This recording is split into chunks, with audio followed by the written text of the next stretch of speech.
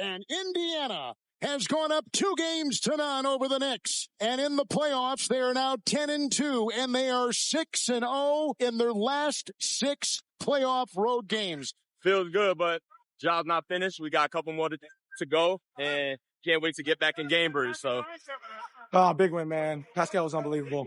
Yes, sir, baby. 2-0. Yes, sir. Yes, sir. Siakam is What a play. putting on a show here offensively. I mean, it's good, but it don't matter, man. At the end of the day, we got to get 4 wins, so that's all we care about, really.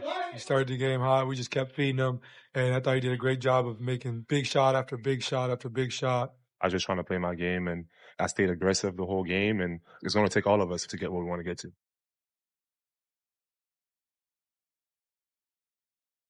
Tyrese Halliburton and the Pacers chasing history earned a win in game 1, erasing a 14-point deficit in the last 3 minutes, winning that one in OT. And in game 2, Spicy P cooked up the Knicks. Pascal Siakam, playoff career high, 39 points to give the Pacers a 2-0 series lead. New York dropped both games at home, and only 6 teams in NBA history have come back to win a series after dropping the first 2 at home. The Bodega Cat, OG Anunoby and company, trying to be the first team in history to erase that deficit in the conference finals or finals. And there he is, Tyrese Halliburton, looking like he's about his business. Pacers just 2 wins away from reaching the NBA Finals for the first time since 2000.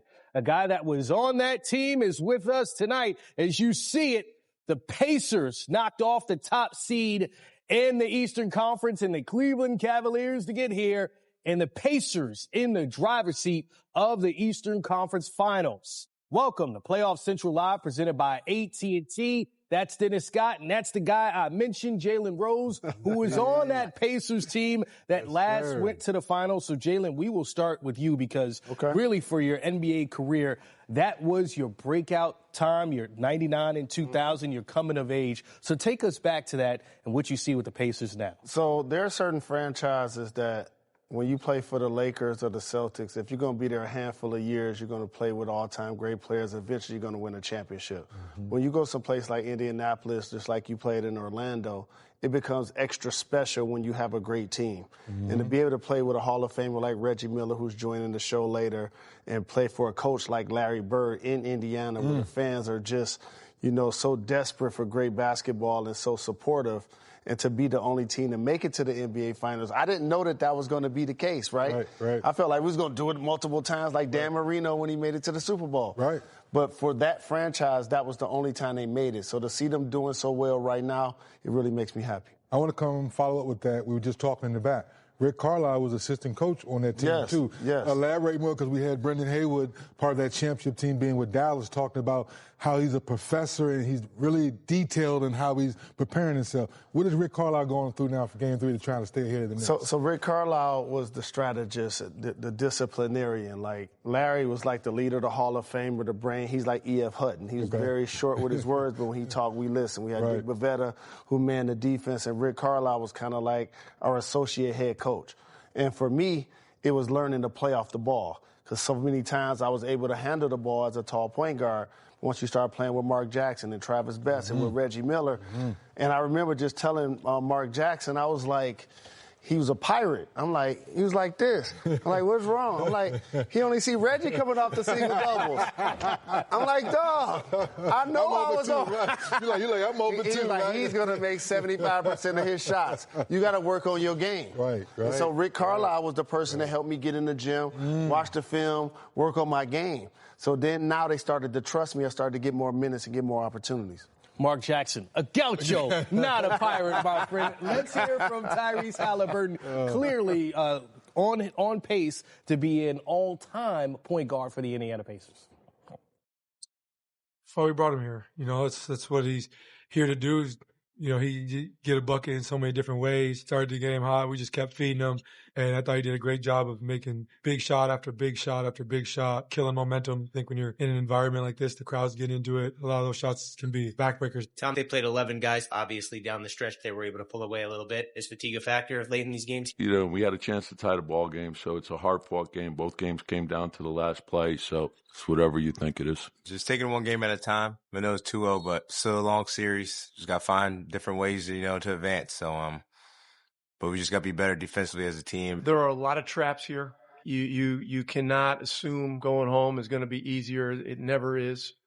Each game, as you ascend in a playoff series, becomes harder. And New York, they've got an amazing fighting spirit. And so we're going to have to keep concentrating on our process. They're bringing the bigs back with the Knicks double big lineup of Karl Anthony Towns and Mitchell Robinson.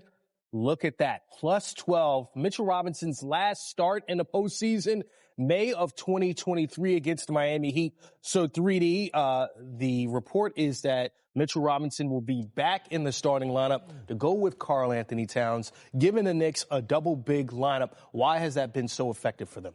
Well, I think Mitch's energy has been so infectious. All the offensive rebounds, the tip-ins. We always tell fans all the time, it doesn't show up in the stat sheet, the deflections. So he's just all over the place. So now, does that early energy, J. Rose, help this team get off to a faster start? Because you're on the road. You're in a hostile environment. Back when we played, there was that sound. I think they banned it or they may try to bring it back. So you know it's going to be crazy. So hopefully, as you like to call him, Money Mitch, can help this team get off to a fast start. My only concern is, though, like he showed the other night, J. Rose, he's a big guy by nature, so he floats to the paint. That draw and kick by Halliburton to the corner to Miles Turner was huge. So can he and Cat communicate better on the defensive end? Maybe this works. And as a New Yorker, you appreciate your money-making. Mitch has been doing a really good job crashing the boards, getting offensive rebounds. However, I don't like the move at this point of the season because it shows a little panic. If you're Josh Hart, you've been starting all year, you've been contributing the way you've been contributing. Now all of a sudden they look at you and say, we're down 0-2. It's kind of because of you. We're going to take you out of the starting lineup. Talk to me now, right? yes. So now if you're New York, you got two things. You need Mitchell to stay out of foul trouble. Correct. And the reason why you're actually doing it, let me tell you why you're actually doing it. Because Karl Anthony Towns don't want to play them 5 minutes. That's really why y'all doing it. If he was going to post up and take advantage of his matchup, then y'all wouldn't have to do it like that. So I'm going to be interested to see I like where you're going with this. How Hart responds if those two guys can stay out of foul trouble. More importantly, you're doing this move so Mitchell could give you the will, but Karl better give you the skill. I need 25 and 15 from him. We always talk about Anthony Towns. We know what he was able to do in Game 1. See if they can get Game 1, Karl Anthony Towns. But we have a Hall of Famer joining the show next. You know what Tyrese Halliburton can do? How about Reggie Miller, who's on the call for tonight? We'll hear from him next on Playoff Central Live. The Pacers in the driver's seat of the Eastern Conference Finals. We move back to Indy with the Pacers just 2 wins away from going back to the finals for the first time since this guy was the star of the team. The Hall of Famer Reggie Miller on the broadcast tonight. Reggie, we know in that building we often hear the sounds that with the Indy 500 actually being today in the first home game of the Eastern Conference Finals, can you describe what it's like during the Pacers game on race days and what that arena's like? This city, this state is electric. Jalen Rose knows this very well. This particular day. Now, I will say this. We are 0-3. When I say we, the Pacers are 0-3 on this day when they are hosting this game in conjunction with the Indianapolis 500. We lost in 99 to the Knicks, in 2004 to the Pistons, and I believe in 2014 to the Heat. So they have not had a lot of great success on this day. But in terms of atmosphere, this game is going to be electric because most of those fans that were watching the vroom around the track are coming down here, and let's just say they have a little bit more alcohol intake in them as they're coming into this building. So Josh Hart moving to the bench, Mitchell Robinson inserted into the starting lineup. How does that change this series or this game for the Knicks?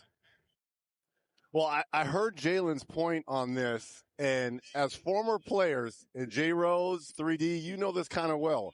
As a player, if I'm in that Pacers locker room, I'm saying to myself, there's chum in the water, right? There's a chink in the armor. Something's going on. Because think about this.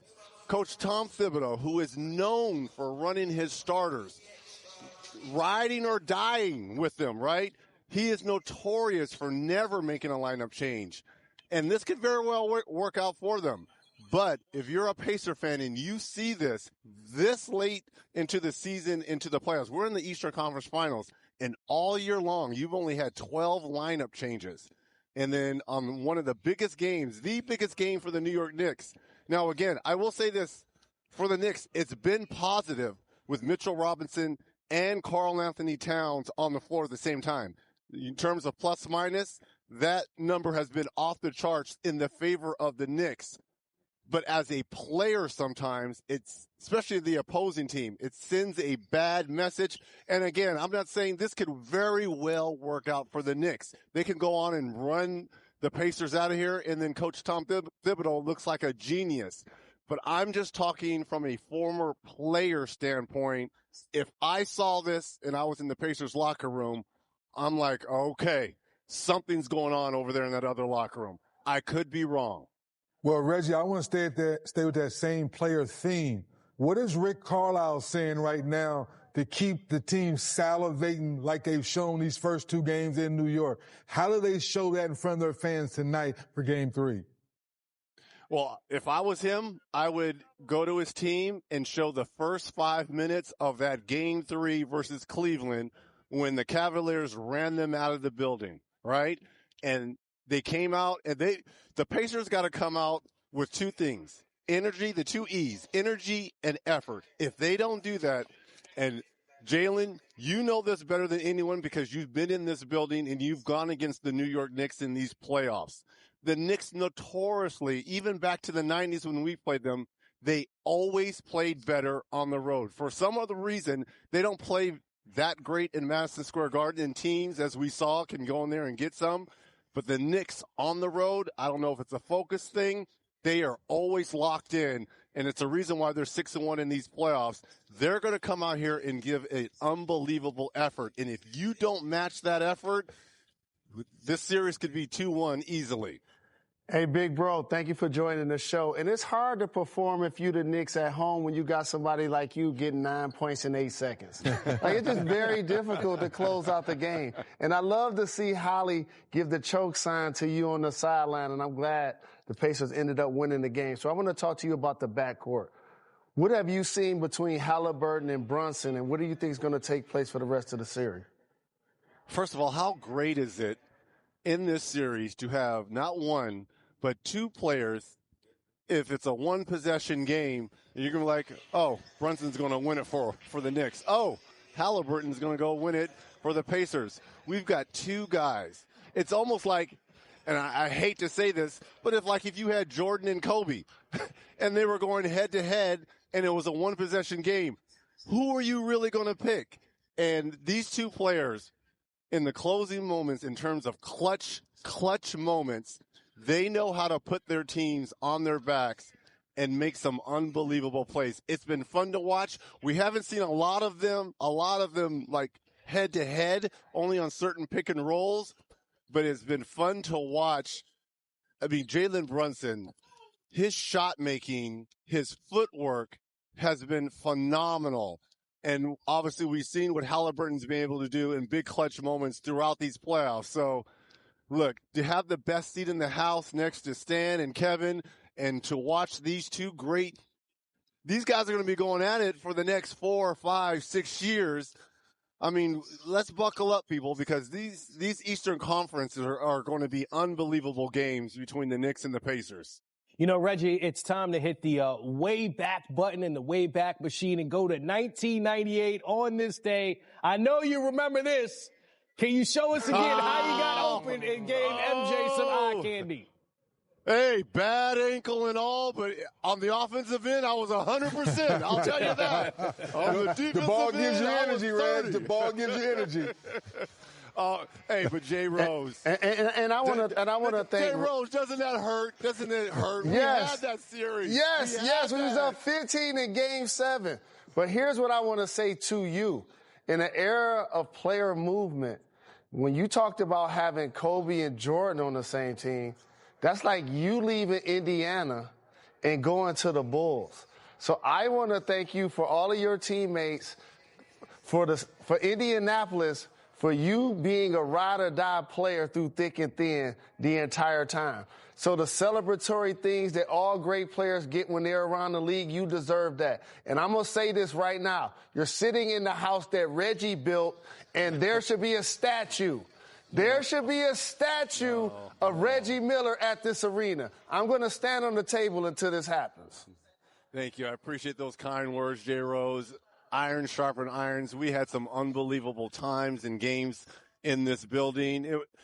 To have a chance to run with you and to battle with you and to talk noise with you. I remember you and I being as teammates, both having 40-plus games versus Philadelphia in this building, and us high-fiving, the laughing, and more importantly, the crying together. You know, and that being up 15 versus Mike and the Bulls, thinking that we were going to retire Mike and that not happening, us crying together about that. Hey, one of the best teammates ever. Thank you, Jay Rose. And I cannot wait. This building is going to be electric. And to have storied rivalries back, these two teams don't like one another. And I love it, right? I know the league has always been about the individual players and marking them up. But when you get two teams and two fan bases that really don't care about one another, that just adds to it, people. All right, Reggie, thank you for your time. The Hall of Famer, and you know what? You're a great broadcast teammate as well with Jalen and 3D. We appreciate you stopping by. Thank you. Enjoy the game. Thank you, guys. I appreciate you. Reggie Miller, y'all. So let's get into Pascal Siakam because 3D, here's a guy with championship experience. Won a title now 6 years ago with the Toronto Raptors, right? And we've seen the videos that have been circulating about how he helped to galvanize his team and really bring them together. But we saw that in Game 2 with his playoff career high, 39. Can you break that down for us, what he brought to the table? Yeah, I like his focus. In J. Rose, I call this the 1-2-3 or the 1-2-3-4. Catch it, don't play with it. 1-2-3, a little shoulder, get sweet spot, shooting over a chair. I remember when he got that extension, people questioned, was he ready to be a 1-2 guy? Well, you get the steal, 1-2, little extra dribble, same shoulder, create space. Finish the play. These are grown men move where some people question, was he ready for this moment? Same thing here. This lets me know in the summertime, J. Rose, he's been in the gym. Poor communication on defensive end. You pop it out. He been in the local bodega, had a little cup of coffee pregame and knocks down a wide open three. Where a few years ago, he might not have had that confidence to take that shot. But now he has that confidence, but not playing with the basketball. This generation there wants to be like Kyrie, bop, bop, bop. 1, 2, 3, get to your spot, rise up, and shoot the ball with confidence. To what 3D is saying about the ball having life, and you watch the Pacers, Rick Carlisle, Tyrese Halliburton, also Pascal Siakam, but on the floor, for that to work, Jalen, it does seem like the advantage in fast break points, points in the paint, it goes through Tyrese Halliburton. It does, because he sets the table. And when you have somebody that's going to be a pass-first guy, that's a clutch guy that could take over late, but also get his offense when needed, you don't feel like you have to press as one of his teammates because you know he's going to find you. And you saw it with Nesmith in the fourth quarter a couple of games ago. He's just going to keep finding you until you miss. And that's a trait that a lot of players nowadays don't have. But also what I like about his game, too, is people think the biggest shot a lot of times is the final shot. Sometimes it's the shot that ends a 6-0 run, an 8-0 run, or to quiet the crowd. It seems like he finds a way to make the pass to lead to the shot or make the shot himself in the biggest moments for Indiana. 3D, when I look at the Pacers to what Jalen just said, and you look at the bench difference between the Knicks and the Pacers, we knew coming into this series, in the playoffs, the Pacers had a plus 22 advantage on average, but it's really played out in this series. Yeah, it's, you know, J-Ro, we sit up here a lot of nights and say, will Tibbs ever change? Will he ever tweak? And you just made a great point, you know, as a player, it's hard to tweak this point in the season. How do you mess with the psyche of putting the guy on the bench and things of that nature? But The way the Pacers have built this team, you give Pritchard a lot of credit. They legitimately go 10 deep, 11 deep at times now, with Bradley being a part of the mix, very similar to OKC. So I don't know, even with adding Mitch into the lineup, you're still going to get worn down because they're going to play their style of basketball. It's the first time in a long time, J-Ro, we can say this team salivates and wants to pick up 94 feet all game long, not just because coach is telling me to. So this is what makes me nervous. This is where, if you Knicks fans, yes, this pressure is coming again tonight with a loud, hostile environment. It is. And for New York, putting Josh Hart on the bench doesn't necessarily mean you get more points. And so that's not going to be necessarily a strength. But what you're going to be, when you start to substitute, you're going to be a lot smaller. Yes. And see, now players like Obi Toppin are going to have a chance to get off because he's going to be a lot more athletic and bigger than the guys that's guarding him with the second unit because Mitchell Robinson's in the starting lineup. So if you're Indiana, you're feeling good. You back home. You're up 2-0. But I don't believe this is going to be a sweep. So I believe New York is going to get their best effort. Yeah, without Towns and Robinson on the floor, the Knicks minus 34 in this series in those minutes. But we got to go to Karl Anthony Towns, right? Because mostly a spectator in the fourth quarter in Game 2, played, I believe, just total of 5 minutes. Jalen, what happened there?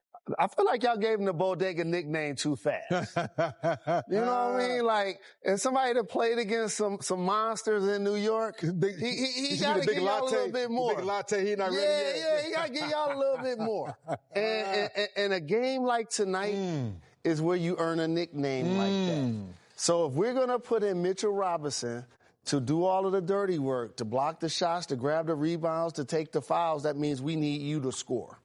So for Karl Anthony Towns, I want to see an aggression from him offensively that shows that he's really able to try to get you 25 or 30 points, because that's what they're going to need. And the only thing I want to add to that, guys, is OG. He didn't have a bad night. 6 of 11 on the stat sheet looks great. But he didn't have one of those nights that said, remember OG had that follow-up, remember OG had that block. He needs a few more of those impactful plays because you have to have a perfect ball game tonight if you want to win this game. 16 points in each of the first 2 games for OG Anunoby. Him or Bridges, it does feel like one of those two guys. All 4 of your core guys, along with Mitch being in the lineup. And one last thing before we go to break. You got to make your free throws now, Mitch, because you're in the game early, because there'll be early opportunities where they may, apply Hack and Mitch early. To your point, Game 1, the Knicks missed 12 free throws in that crazy comeback win for the Pacers, including 2 really late.